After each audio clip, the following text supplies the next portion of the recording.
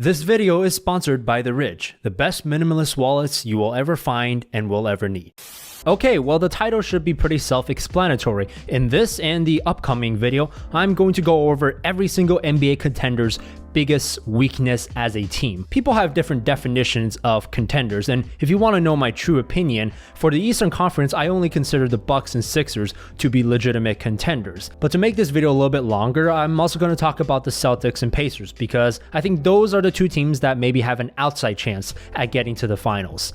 So let's start off with the Milwaukee Bucks. Their biggest weakness to me is no more Malcolm Brogdon, which means not enough playmaking. If you take the Bucks roster as a whole, an argument could be made that they are just as good as they were last year. I mean, despite losing Brogdon and Mirotic, they did add Kyle Korver, Wesley Matthews, Robin Lopez, Kristaps Dragonbender, and then, you factor in some improvement from Giannis. I mean, sure, this team could be just as good as they were last year. However, their best lineup, their crunch time lineup, simply isn't as good.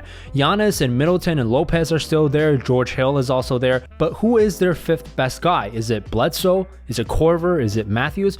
Bledsoe isn't nearly the shooter that Brogdon is, and while Korver and Matthews are just as good shooters, they do not come close to Brogdon's playmaking, shot creation, or defense. You might even say that Brogdon is Bledsoe and Wesley Matthews merged into one player.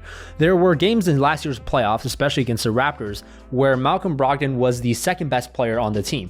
There were stretches where he was even their best player, even when he shared the court with Middleton and Giannis, and when Middleton wasn't making shots and Giannis wasn't getting foul calls, Brogdon was the one who ran pick and rolls and made things happen. 4 out of the Bucks' 6 games against the Raptors went into crunch time. They needed Brogdon. If the Bucks failed to win the championship or they failed to get to the championship, it's because they'll miss what Malcolm Brogdon did for them. On to the Philadelphia 76ers. Their biggest weakness is not enough shooting. The Sixers are going to miss JJ Redick a lot. Redick is not only one of the best shooters in the league, he also had great chemistry with Embiid, running handoffs and screens almost to perfection. In the playoffs, Redick accounted for about a third of the Sixers' three-point attempts, and at 41%, he was by far the best shooter they had. His replacements are good, but not great. Horford shoots a good percentage, but is very low volume, and Richardson is about 37% from 3 for his career, and about 35% these last couple seasons. Again, good, but not great. We're left with Embiid, who shot 30% from 3 in the regular season and in the playoffs, and then Tobias Harris, who shoots about 32%.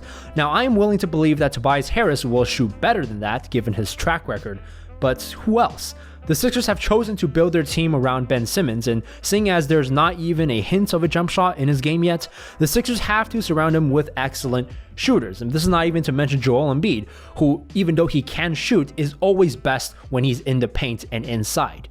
They already lacked shooting last year, and this year it might be an even worse problem. On to the Boston Celtics. Their biggest weakness, bad team chemistry. On paper, the Boston Celtics are worse than they were last year. There's no denying that. But the Celtics also underperformed last year, so in practice, this team could be just as good as last year's team, and I might be one of the few people outside of Boston who believe that. What concerns me though is their chemistry issues, and team chemistry is the primary reason the Celtics did not live up to their potential last year. A lot of this has to do with the many rotation adjustments Brad Stevens made throughout the season, benching Gordon Hayward, then benching Jaylen Brown. With Marcus Morris and Terry Rozier gone, the rotation is shortened, meaning more minutes for Tatum, Brown, and Hayward, which could be a good thing, and I bet you'd see some improvement from all three.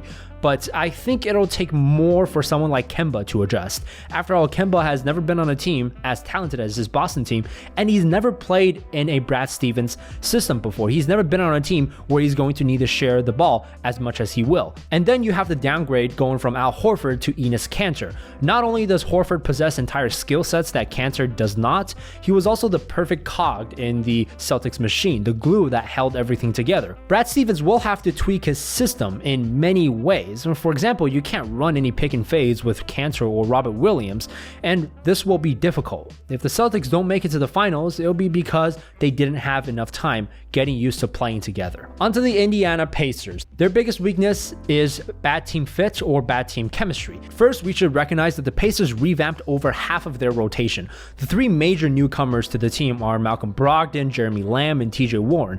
Now, I'm a fan of TJ Warren. I think he's underrated, but he and Jeremy Lamb have overlapping skill sets and to a certain degree share the same weakness, and that's defense. Now, in the case of TJ Warren, because he's been stuck on an awful team his entire career, it's hard to pinpoint how good of a defender he is. But then this becomes a chemistry issue. TJ Warren is now on a competitive team, and not only that, a team that prides itself on being a defensive juggernaut. With Victor Oladipo not returning until mid-season, the Pacers will have to figure out who runs this team in his absence, and that can get messy. The nightmare scenario for the Pacers is that their offense dissolves into a sort of your turn, my turn thing, where guys like Jeremy Lamb and TJ Warren are doing too much and taking bad shots. Because the Pacers lost Thaddeus Young, the coaching staff has said that they intend to play Sabonis and Miles Turner together more often, starting them together even. Funky actually has a video talking about Sabonis and Turner playing together, so I recommend checking that out. My own thoughts on the matter are less optimistic than his. To me, Sabonis and Turner is not a sustainable pairing in the long term unless Miles Turner completely revamps the way he plays on offense, which I just don't see. Not only do those two have to learn how to play with each other, they also have to learn to play alongside three completely new guys who are very, very different from Darren Collison and Tyreek and Corey Joseph and Bogdanovich.